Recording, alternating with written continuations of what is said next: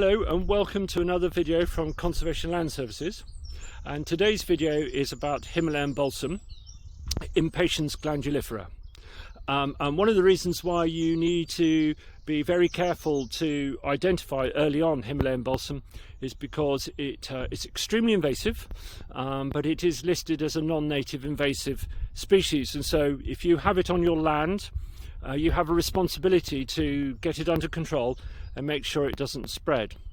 And here in early spring, so we're now in March, 22nd of March, and if I just show you now, you see in amongst all the vegetation on the roadside here,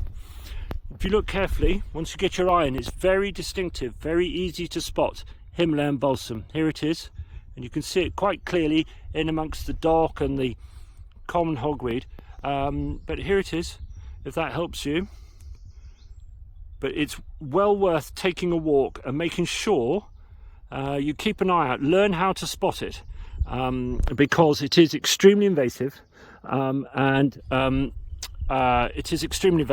you really don't want it to get a hold, because it very quick, particularly along riverbanks, because it will very quickly overtake all the natural vegetation and consequently present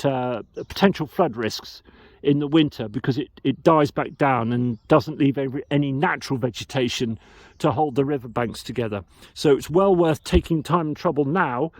in early spring to see if you can identify areas that might have Himalayan Balsam, to give yourself an opportunity to put together a control option. But do remember,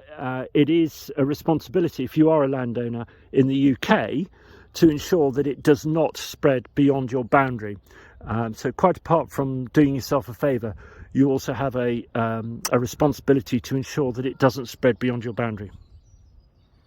I thought you might find this interesting, because here typically riverbank where you expect to find Himalayan Balsam, but here on the bridge, just in this leaf litter, I found some Himalayan Balsam seedlings germinating. There's probably not enough depth in this leaf litter for them to survive very long, but it just show you they will grow anywhere and everywhere. So it's well worth keeping an eye out for these Himalayan Balsam seedlings.